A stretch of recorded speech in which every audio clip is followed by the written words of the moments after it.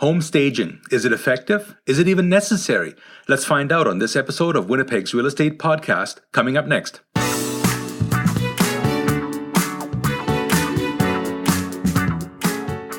You're listening to Winnipeg's Real Estate Podcast with Bo Kaufman of Remax Performance Realty, answering questions for buyers and sellers of homes and condos in Winnipeg.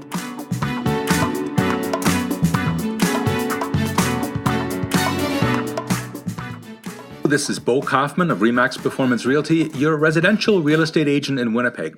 I look after buyers and sellers of houses and condos. And on today's episode, we're going to take a look at home staging. For the last 10 years or so, buyers have been at the mercy of a very strong seller's market. And home staging, for the most part, hasn't been, should I say, necessary? Or a lot of people thought it wasn't necessary. You can just about put any house on the market and get multiple offers on it. But that is changing somewhat, especially in the condo market and in some of the more expensive, higher-priced homes in Winnipeg. They're no longer flying off the shelf. It does take a little bit of time and effort, in my opinion, on the seller and their agent to do a good job in marketing the property. So today I have the pleasure of speaking with Angie Kendel of Maximum Impact Plus Home Staging. And welcome, Angie. Say hello. Hi, Bo. Thanks for having me. Hi. Now, first question I'm going to ask is, as far as I can see, your industry is somewhat unregulated, so that anybody with a pen and paper can call themselves a home stager. Am I wrong in that? No, absolutely correct, unfortunately. So what, if any, certifications or degrees do you hold in home staging? My first one is I'm actually a certified interior decorator. So we've been trained in everything from floor plans to traffic flow patterns, how to allow enough space for your lighting, your furniture placement, etc. I'm also a certified staging professional, so I have taken courses in that. I'm a certified aging in place specialist, which helps seniors modify their homes so that they can stay in them a little bit longer. So all these things work together in terms of how to make a house work for someone, how to make it appealing to a buyer when we've got the right floor plans in place. Well, that sounds good. How long have you been doing this, Angie? I've actually been buying and flipping homes for about 25 years. I've started staging houses, my own houses, in 2006 and began borrowing my furniture out to fellow investors and then realized I could make a business out of it. So it's been incorporated since 2008. Now, when you say borrowing or loaning your furniture out to other people, do you actually own the furniture that you use for the stage? Yes, we have a 2,500 square foot warehouse. We're just adding on about another 2,200 square feet. And we've got multiple layers of shelving that we store all our furniture, artwork, accessories, decor. Okay, sounds good. I would think that would make the staging job a little more convenient for you and for the client if you have your own furniture. You don't have to go out and rent this stuff from a third party. No, most of the times I do have the appropriate size, style, color available. The odd time that I do not, I am very fussy in making sure I have the right look. So if I don't have it, then I will opt to rent rather than putting something that I don't feel is the right look. Okay. Do you have any of the stats that for the home staging industry, statistics that show how many homes are staged, etc.? Unfortunately, because here in Canada, they do not separate houses that are staged versus not staged. So all of the statistics include staged homes as well as the non-staged. I have my own statistics, though. Okay. Well, why don't you share those with us? Okay. Last year, an average of 21 days on the market. Now, I didn't break that up between single-family homes and condos. So 21 days on the market for average sale.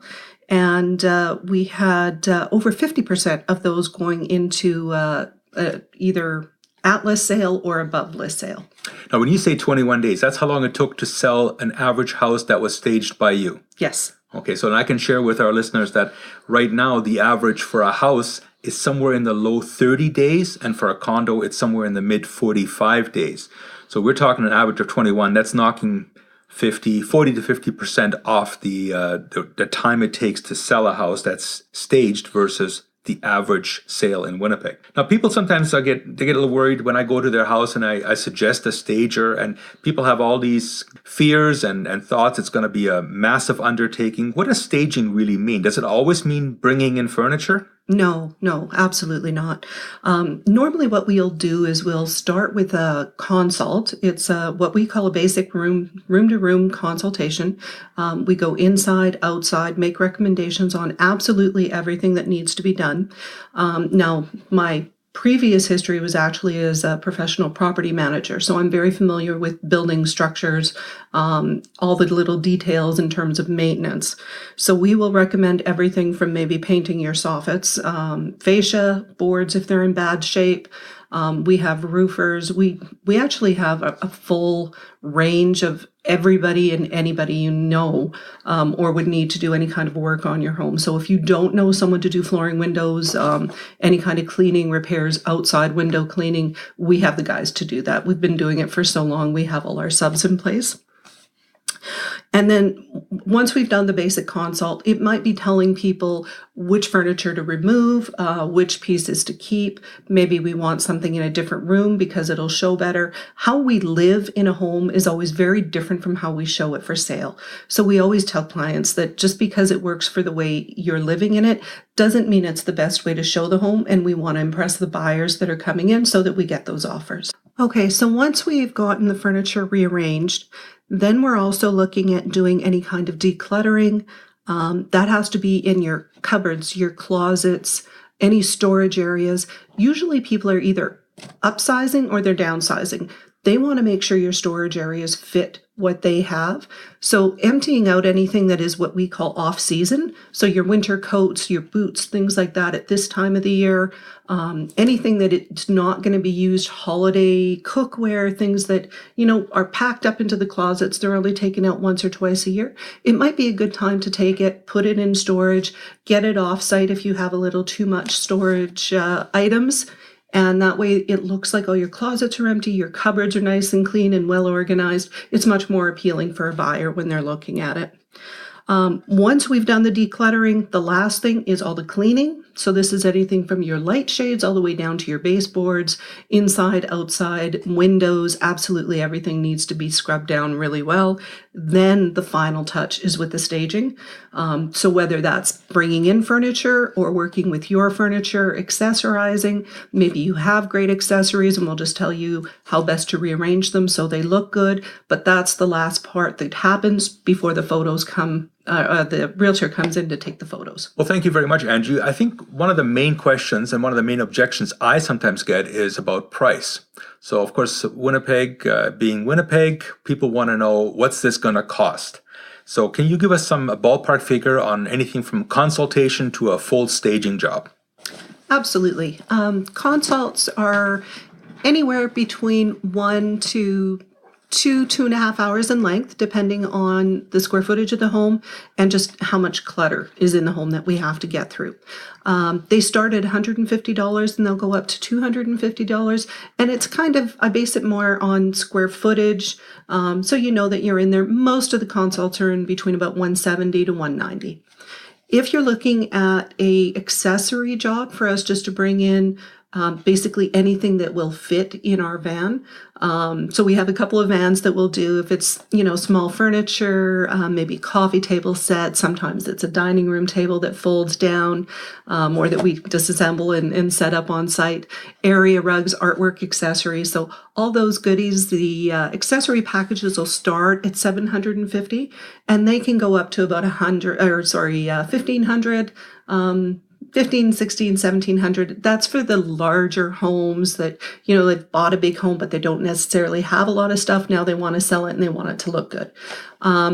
If we're actually bringing in all furniture and accessories into a vacant home, including all your moving costs, your rental costs, etc., we start at about $1,500 for a smaller home, and then we go up. And again, it depends on the client's budget, size of their home, how many rooms they're staging.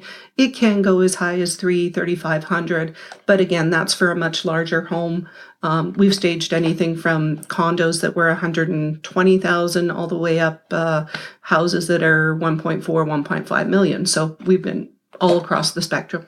And those fees generally include 1 month worth of accessories or furniture in rental. the house. That's right. Okay. Absolutely. Interesting. You touched on the smallest job you've done, and I know we've done it together about 4 weeks ago. Yeah. And it was a 500 square foot condo. It was actually a bachelor suite. That I believe would have been the smallest one you've ever done. Yeah, I think square footage wise, yes. And I can tell the listeners that that was a huge success. I had that little bachelor suite, cute location, great views off the balcony.